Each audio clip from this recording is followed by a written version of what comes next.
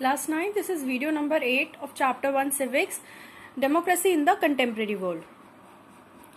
So, इस video से पहले हमने जो पिछली वीडियोस में पढ़ा था वो ये पढ़ा था कि किस तरह से जो डेमोक्रेसी है उसका एक्सपेंशन हो रहा है, यानी कि पूरे वर्ल्ड के अंदर जो डेमोक्रेसी है धीरे धीरे डिफरेंट कंट्रीज में आती जा रही है. सो यहाँ जो हमारा टॉपिक है वो है recent phase. The next big push towards democracy came after 1980 as a democracy was revived in several countries of Latin America. तो एक तरह से यहाँ पे बोला गया है कि 1980 के बाद जो डेमोक्रेसी का एक्सपेंशन था वो एक तरह से काफी तेजी से हुआ. जैसे कि लैटिन अमेरिका की काफी ऐसी कंट्रीज थी जहां पे क्या आई, डेमोक्रेसी आई. और हमने एक चीज यहाँ पे एक और चीज नोट की कि the disintegration of the Soviet union accelerated this process. यानी कि जो सोवियत यूनियन था, ये जो यूएसएसआर था, इसमें हमने देखा था ये जो यूएसएसआर है ये उन कंट्रीज को सपोर्ट करता था जहां पे कम्युनिस्ट पार्टीज होती थी, यानी कि जहां पे नॉन डेमोक्रेसी होती थी, जहां पे डेमोक्रेसी नहीं होती थी. तो एक तरह से जब ये चीज या डिसइंटीग्रेशन हुआ, यानी कि ये यूएसएसआर जब टूटा, तो इसकी वजह से काफी ज्यादा एक्सिलरेशन मिला, यानी कि काफी ज्यादा एक तरह से गति मिली डेमोक्रेसी के लिए. डेमोक्रेसी के लिए एक बहुत ही पॉजिटिव पॉइंट था. From the story of Poland we know that the Soviet Union control many of its neighboring communist countries in Eastern Europe. हमने यहाँ पे पोलैंड की स्टोरी से पढ़ा था कि पोलैंड की स्टोरी में आपने देखा था कि वहां पे जो एक तरह से कम्युनिस्ट पार्टी थी और उस कम्युनिस्ट पार्टी को कौन कंट्रोल करता था या फिर सपोर्ट करता था, सोवियत यूनियन. तो और बहुत सारी उसके साथ साथ यानी कि पोलैंड की जो बहुत सारी नेबरिंग कंट्रीज थी, ईस्टर्न यूरोप कंट्रीज, मतलब यूरोप के अंदर जो काफी सारी कंट्रीज थी, उनको भी कौन सपोर्ट किया करता था, सोवियत यूनियन. तो एक तरह से जब सोवियत यूनियन का डिसइंटीग्रेशन हुआ, एक तरह से जब ये सोवियत यूनियन टूट चुका था, तो काफी ज्यादा हेल्प मिली बहुत सारी कंट्रीज को कि वहां पे क्या आ पाए, इजिली डेमोक्रेसी आ पाए. Poland and several other countries became free from the control of the Soviet union during 1989 and 1990. So Poland के अलावा बहुत सारी ऐसी कंट्रीज थी जो कि पहले सोवियत यूनियन के कंट्रोल में थी, लेकिन जब सोवियत यूनियन टूट चुका था, डिसइंटीग्रेट हो रहा था, तो उस टाइम पे एक तरह से इन सारी कंट्रीज को, पोलैंड के अलावा बहुत सारी कंट्रीज को क्या मिली, एक तरह से फ्रीडम मिल गई और वो इजिली अपनी कंट्री के अंदर क्या लेके आ पाए, डेमोक्रेसी लेके आ पाए. They choose to become democracies.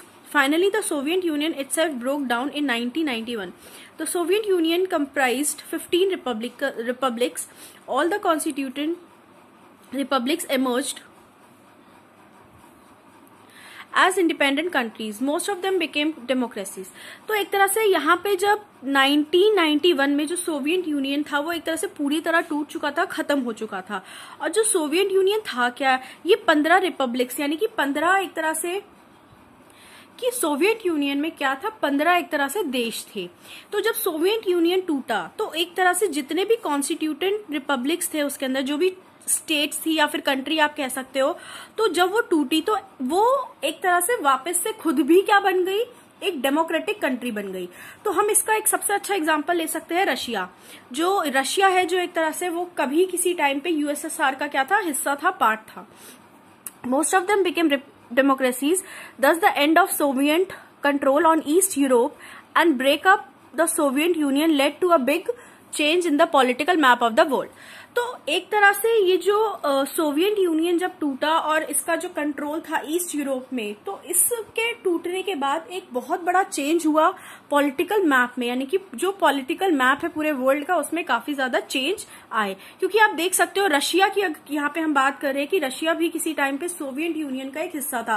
और रशिया क्या है, पूरे वर्ल्ड में सबसे बड़ी कंट्री है, सबसे बड़ा एक देश है. तो इतना बड़ा देश जो कि इस सोवियत यूनियन का किसी टाइम पे हिस्सा रहा करता था, तो ऑब्वियस सी बात है कि अगर हम चेंज की बात कर रहे हैं तो वो बहुत ही बड़े स्तर पे रहा होगा, बहुत ही बड़े लेवल पे रहा होगा ये change. In this period, major changes also take place in India's neighborhood. Pakistan and Bangladesh made a transitions from army rule to democracy in 1990. तो अगर हम इंडिया की भी बात करें, इंडिया में भी इस टाइम पीरियड में काफी ज्यादा चेंजेस आ रहे थे. जो हमारे नेबरिंग हुड है, यानी कि नेबर कंट्रीज है, जैसे पाकिस्तान और बांग्लादेश है, उन लोगों ने भी क्या किया था, एक तरह से आर्मी रूल से अपनी कंट्री को किस में कन्वर्ट कर लिया था, डेमोक्रेसी में, यानी कि डिक्टेटरशिप में किस में कन्वर्ट हो गया था, 1990 में एक डेमोक्रेटिक कंट्री बन गई थी. इन Nepal The king gave up many of his power to become a constitutional monarch to be guided by elected leaders. तो यहाँ पे नेपाल के अंदर भी क्या हुआ था, किंग ने अपनी जो पावर्स थी वो गिव अप कर दी थी और वहां पे क्या आ गया था, एक कॉन्स्टिट्यूशनल मोनार्च आ गया था। यानी कि कॉन्स्टिट्यूशनल मोनार्च का मतलब होता है कि वहां पे रूल जो होगा, एक तरह से जो पावर लेने का, डिसीजन लेने का, जो एक लास्ट डिसीजन लेने का जो भी अथॉरिटी होगी वो किसके पास रहेगी, राजा के पास। लेकिन उसके साथ साथ एक कॉन्स्टिट्यूशन बनाया गया जिसमें काफी सारे रूल्स और रेगुलेशंस लिखे जाते थे। तो दोनों ही साथ में यहाँ पे वर्क कर रहे थे नेपाल में। लेकिन नेपाल में अगर हम बात करें तो पूरी तरह यहाँ पे क्या नहीं आया था, डेमोक्रेसी नहीं आई थी। इसके बारे में आप आगे के चैप्टर्स में पढ़ोगे कि किस तरह से नेपाल के अंदर डेमोक्रेसी आई और क्या क्या स्ट्रगल हुए थे नेपाल के अंदर, ये सब चीजें आप आगे पढ़ोगे। सो be guided by the elected leaders. However, these changes were not permanent. In 1999, General Musharraf brought back army rule in Pakistan. तो यहाँ पे अगर हम वापस से पाकिस्तान की बात करें, हमने देखा 1990 के अंदर डेमोक्रेसी अपनाई गई पाकिस्तान के अंदर, लेकिन यहाँ पे जनरल मुशर्रफ जो था, जो आर्मी का हेड था, उन्होंने वापस से क्या लेके आ गए, आर्मी रूल लेके आ गए पाकिस्तान के अंदर। यानी कि सिर्फ 9 सालों तक ही क्या रह पाया पाकिस्तान में, डेमोक्रेसी रह पाई। Then after that, in 2005, the new king of Nepal dismissed the elected government and took back political freedom that people had won in the previous decade. So यहाँ पे नेपाल में भी उसी तरह के कुछ इंसिडेंट हुआ, जैसे कि हमने पाकिस्तान में देखा कि नेपाल में हमने देखा था 1990 के अंदर क्या दिया गया था, एक कॉन्स्टिट्यूशनल मोनार्च बना था। लेकिन हमने यहाँ पे देखा जब नया राजा आया, यानी कि कॉन्स्टिट्यूशनल मोनार्च में यहाँ पे राजा तब भी था, लेकिन यहाँ जब नया राजा की अपॉइंटमेंट हुई, यानी कि नया राजा बना नेपाल के अंदर, तो जो भी इलेक्टेड गवर्नमेंट थी, यानी कि कॉन्स्टिट्यूशनल मोनार्च हट गया वहां पे और सिर्फ क्या रह गया, मोनार्च रह गया। यानी कि वापस से किसका शासन आ गया, किसका रूल आ गया, नया राजा जो वहां पे बना था, सिर्फ अब वहां पे वापस से एक तरह से जो राजा का शासन था वो वापस से स्टैब्लिश हो गया था। और जो भी पॉलिटिकल फ्रीडम दी गई थी लोगों को, वो वापस ले ली गई उन लोगों से, जो यानी कि जो नेपाल के अंदर सिटीजन्स थे, उनसे उनकी पावर को, उनकी फ्रीडम को वापस से छीन लिया गया।